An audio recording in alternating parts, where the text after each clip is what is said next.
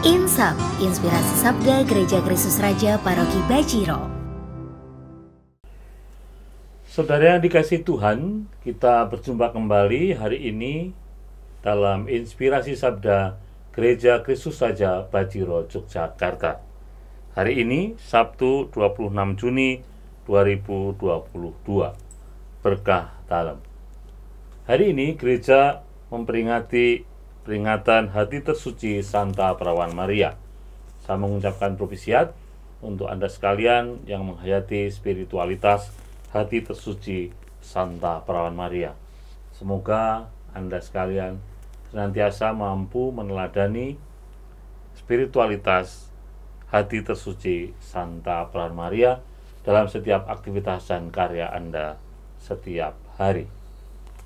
Dan mari kita bersama-sama merenungkan sabda Tuhan hari ini dari Injil Lukas bab 2 ayat 41 sampai dengan 51. Tiap-tiap tahun orang tua Yesus pergi ke Yerusalem pada hari raya Paskah. Ketika Yesus telah berumur 12 tahun, pergilah mereka ke Yerusalem seperti yang lazim pada hari raya itu. Sehabis hari-hari perayaan itu, ketika mereka berjalan pulang, tinggallah Yesus di Yerusalem tanpa diketahui orang tuanya, karena mereka menyangka bahwa ia ada di antara orang-orang seperjalanan mereka. Berjalanlah mereka sehari perjalanan jauhnya, lalu mencari dia di antara kaum keluarga dan kenalan mereka. Karena mereka tidak menemukan dia, kembalilah mereka ke Yerusalem sambil terus mencari dia. Sesudah 3 hari, mereka menemukan dia dalam bait Allah. Ia sedang duduk di tengah-tengah alim ulama sambil mendengarkan mereka dan mengajukan pertanyaan-pertanyaan kepada mereka. Dan semua orang yang mendengar dia sangat heran akan kecerdasannya dan segala jawab yang diberikannya. Dan ketika orang tuanya melihat dia, tercenganglah mereka. Lalu kata ibunya kepadanya, "Nak, mengapakah engkau berbuat demikian terhadap kami? Bapamu dan aku dengan cemas mencari engkau." Jawab Yesus kepada mereka, "Mengapa kamu mencari aku? Tidakkah kamu tahu bahwa aku harus berada di dalam rumah Bapakku?" Tetapi mereka tidak mengerti apa yang dikatakannya kepada mereka itu. Lalu ia pulang bersama-sama mereka ke Nazaret, dan ia tetap hidup dalam asuhan mereka. Dan ibunya menyimpan semua perkara itu di dalam hatinya. Saudara, ini kisah yang sangat menarik dari Tuhan Yesus yang diceritakan masih berumur 12 tahun. Usia yang menginjak remaja dan biasanya memang penuh rasa keingintahuan yang besar dalam masa akil balik, penuh pertanyaan dan pencarian jati diri. Tuhan Yesus menunjukkan perkembangan sewajarnya anak usia remaja. Tetapi karena memang dikarunia menjadi Tuhan Yesus memang putra Allah, Tuhan Yesus bisa menguasai berbagai hal yang sebenarnya belum dikuasai oleh anak seusianya, terutama terkait dengan hal-hal saling tanya jawab dengan para alim ulama.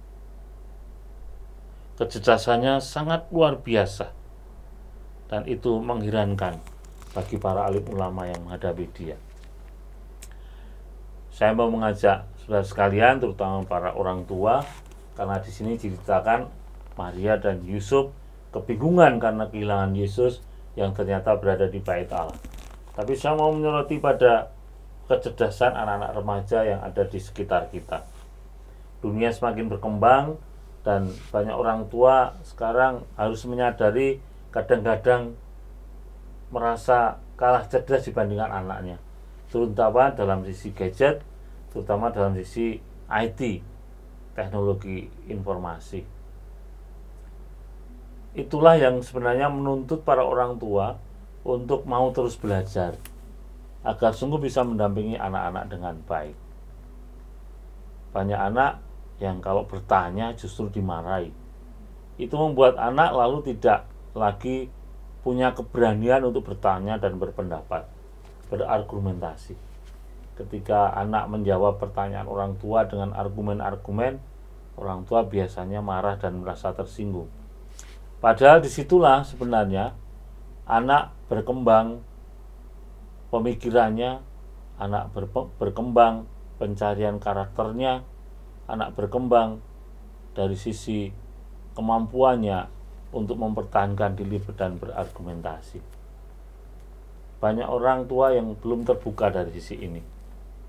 Akibatnya anak-anak Indonesia dikenal sebagai anak-anak yang takut berbicara di depan umum karena pembiasaan yang kurang dilakukan sejak anak-anak itu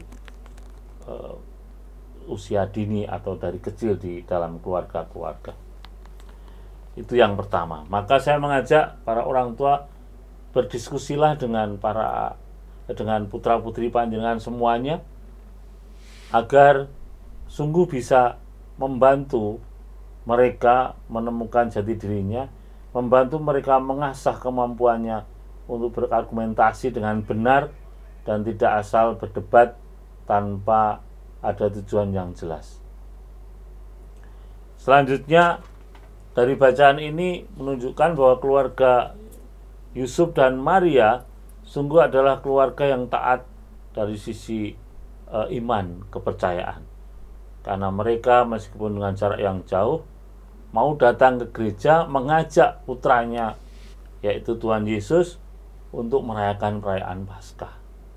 Saudara, kita sudah hampir atau lebih dari 2 tahun berada dalam suasana pandemi yang memaksa kita kemarin hampir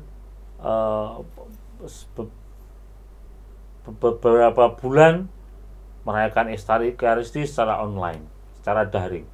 Dan tampaknya itu membuat banyak orang Katolik, umat Kristiani merasakan kenyamanan merayakan Ekaristi dari rumah. Dan akhirnya sampai saat ini, meskipun dalam peribadatan sudah lebih leluasa, lebih longgar karena penurunan pandemi, masih banyak keluarga yang sungguh menikmati perayaan Ekaristi dari rumah. Maka saya mengajak saudara, mari kita mulai kembali lagi berkumpul di gereja, meskipun tetap dengan menjaga protokol kesehatan sesuai situasi gereja kita masing-masing. Mari ajak anak-anak kita untuk kembali beraktivitas di gereja, karena perjumpaan adalah hakikat dari iman kita. Berjumpa dengan sesama putra-putri Allah dalam komunitas gereja kita, itu akan semakin memperkuat iman kita. Mari kita meneladan Maria dan Yusuf yang mengajak Tuhan Yesus untuk hadir di gereja dalam perayaan Ekaristi, dalam peringatan-peringatan. Karena dari situlah anak-anak kita akan terpupuk imannya, akan semakin mengenal Tuhan, dekat dengan Tuhan. Itu yang kedua. Kemudian yang ketiga, saya melihat bagaimana Maria meskipun dikatakan tidak paham apa yang disampaikan oleh Tuhan Yesus, jawaban Tuhan Yesus bahwa ia merasa aku ada di rumah Bapakku, ya. Waktu itu, tapi Maria berusaha memendam itu dan berusaha untuk mengerti apa yang dikatakan oleh Yesus meskipun tidak mudah pada saat itu. Kita sekarang tahu karena kita sudah melihat, kita sudah mengetahui bagaimana perjalanan kehidupan Tuhan Yesus sampai dengan wafat di kayu salib dan bangkit menebus dosa kita. Tapi waktu itu Bunda Maria tentu tidak tahu, juga Santo Yusuf. Tapi yang pasti Tuhan Yesus menjadi anak yang patuh pada orang tua untuk mau kembali ke rumahnya bersama dengan ayah dan ibunya. Meskipun ia karena usia remajanya yang sangat eksploratif sempat tertinggal dan berdiskusi dengan para alim ulama di sinagoga waktu itu, di Bait Allah waktu itu. Jadi saudara, mari kita menjadi orang tua yang bijaksana, mendampingi anak-anak kita, terutama yang berusia remaja, agar mereka menemukan dirinya, jati dirinya dengan jalan yang benar. Lalu yang kedua, mari kembali kita ajak anak-anak kita untuk ke gereja, merayakan perayaan Ekaristi. Dan yang ketiga, mari kita ajak anak-anak kita untuk mau bekerja sama dengan orang tuanya, membangun sebuah keluarga yang saling mengerti, yang saling bantu dan saling bersinergi, sehingga keluarga bisa menjadi keluarga Kristiani kita, bisa menjadi teladan bagi keluarga-keluarga lain di sekitar kita. Saudara, selamat berjuang mendampingi anak-anak kita semua. Berkah dalam.